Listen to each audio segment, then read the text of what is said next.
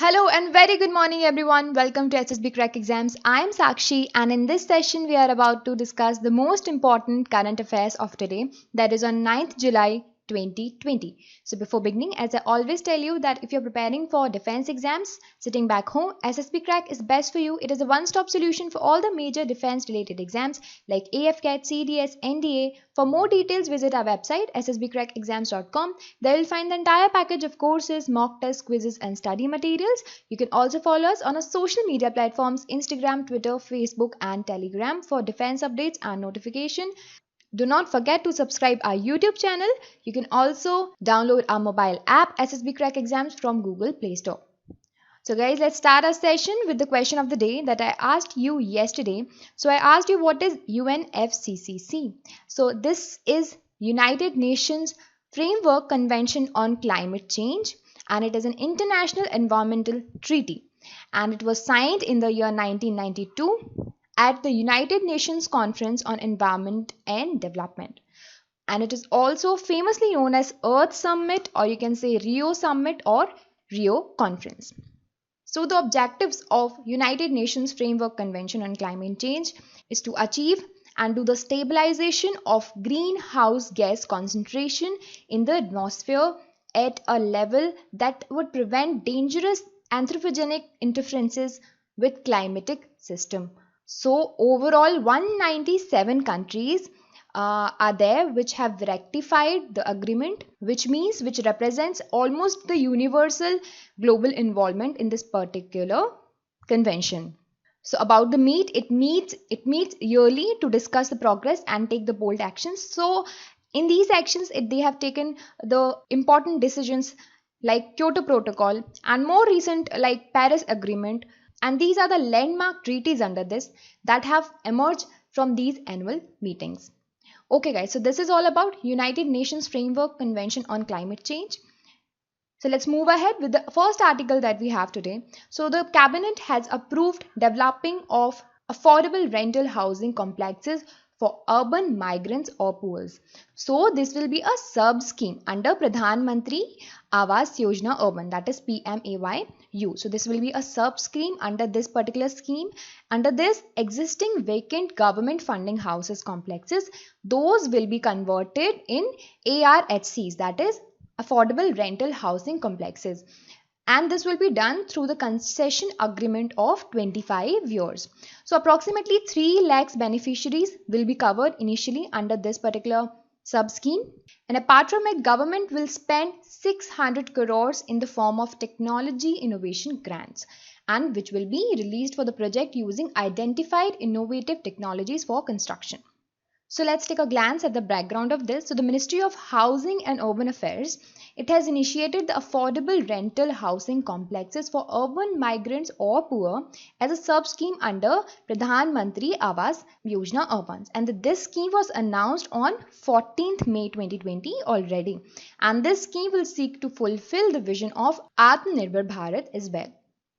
Okay guys, so moving ahead, next thing that cabinet has approved is Agriculture Infrastructure Fund. So yes, Union Cabinet has approved the Central Sector Scheme Agriculture Infrastructure Fund, and the scheme shall provide a medium to long-term debt financing facility for investment in viable projects.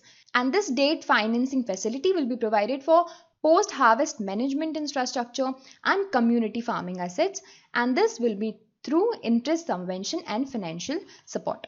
So under this 1 lakh crore will be provided by banks and financial institutions as loans to these PACs like primary agriculture credit societies, marketing cooperative societies, farmer producers organizations, self-help groups, farmers, agri-entrepreneurs, startups, and all these bodies, they'll be provided loans by banks and other financial institutions, and this loan will be like 1 lakh crore. So these loans will be disbursed in 4 years, starting with the sanction of rupees 10,000 crores in current year and 30,000 crores in each next 3 financial years. Okay. So as I told you, it will be like interest subvention. So all loans will be having interest subvention of 3% per annum up to the limit of 2 crore rupees. So the moratorium for repayment may vary and it is subject to like minimum of 6 months and maximum up to 2 years. Okay. So under this, the credit guarantee will be provided by the Credit Guarantee Fund Trust for Micro and Small Enterprises. So guys, moving ahead, there was one more important decision that cabinet has taken yesterday, and the cabinet have approved for the capital infusion for 3 public sector general insurance companies. And the overall value for this capital infusion will be rupees 12,450 crores, and this money will be infused to the public sector general insurance companies. And these 3 companies are, the one is Oriental Insurance Company Limited, the second is National Insurance Company Limited, and third is United India Insurance Company Limited. So earlier in the year, it was in the news that all these companies and the boards of these companies have agreed to the merger. Okay, this was in news, but the government has now infused the capital to it. So the process of merger has been ceased so far. So for now, they have infused the capital and they've stopped the merger, looking over the current scenario. And for now, the focus shall be on their profitable growth. So the capital infusion will enable the 3 public sector general insurance companies to improve their financial and solvency positions and meet the insurance need of the economy, absorb the changes and enhance the capacity to raise resources and improve risk management. So for now, the government will be infusing the capital to these companies. Okay, so moving ahead, the next we have is today, our Prime Minister Narendra Modi ji is about to deliver the inaugural address at India Global Week 2020. So yes, from today, this India Global Week 2020 will be starting, and our Prime Minister will be delivering the inaugural address on the day 1. So it is a 3-day virtual conference, and the theme for this year is Be the Revival, India and a Better New World. So this is the theme for this year's India Global Week 2020, and it will have like 5,000 global participants, and from these participants will be from 30 nations, and it will be addressed by over 250 global speakers across 75 sessions. So it will be like 75 session will be there, and it will be addressed by 250 global speakers, and the inaugural session addressed by the Prime Minister Narendra Modi.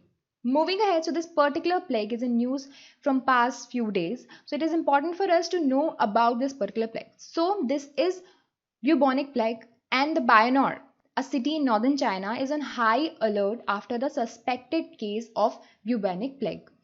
When we talk about bubonic plague, it is also known as the Black Death, and it earlier occurred in the year 1896 before, and approximately 12 million people in India were killed due to this disease. So when we talk about the bubonic plague, it is a bacterial infection that is transmitted by fleas and rodents, and it is a zoonotic disease, which means it can jump from animals to humans. It is a transferable disease which can transfer from animals to humans. So it mainly results from the bite of an infected flea, but it may also result from exposure to the animal fluids from a dead plague infected animals. So further talking about the bubonic plague, it is one of the 3 plagues which is caused by bacterium Yersinia pestis, and the other 2 plagues are the septicemic plague and pneumonic plague. So these are the 2 plagues, and this is the 3rd plague in the category, which is caused by Yersinia pestis. So it is spread by Yersinia pestis bacteria, and it requires urgent hospitalization, and it can even kill the adult within 24 hours. And this can happen if it is not treated in a time. So although this plague is a life-threatening disease, but if caught early, it can be treated with antibiotics. So it is a highly contagious disease, and those who are infected with pneumonic plague, they are kept in isolations. The first official case for this bubonic plague was reported on 23rd September 1896, and it was reported in the then Bombay. So I am talking about India. In India, the first official case was reported on 1896, and approximately 12 million Indians have lost their life in this plague. Okay, guys, so moving ahead, I'll be telling you the current situation of this COVID 19 in India. So, I'll be telling you as per 8th July 2020. So, the active cases they have reached to 2,64,944. The cured number have gone to 4,56,830, and that's have reached to 20,642. So let's move ahead. It is a quiz time now. Try to answer these questions. So the first question in front of you is under PMAY, that is Pradhan Mantri Awas Yojana Urban. The vacant government funded housing complexes will be converted in ARHCs through concession agreement of how many years? So the correct answer will be 25 years. Okay, so the next question is under Agriculture Infrastructure Fund. The loan will be provided to which of the following? Primary Agriculture Credit Societies, PACS, Farmer Producers Organization, Self-Help Groups, all of the above. So the correct answer is all of the above will be provided the funds. Moving ahead, the theme for India Global Week 2020 is, so the correct answer is Be the Revival, India and a Better New World. Next is bubonic plague is transmitted by fleas, rodents, both or none. So the correct answer is both. It is transmitted by fleas and rodents both. Okay guys, so it is time for the question of the day. So question for you is, what is International Court of Justice? ICJ. Try to answer this in the comment section. We'll discuss this in the next session and that too in detail. Till then, try to answer this in the comment section. So I'll see you in the next session. Till then, work hard. Jai Hind.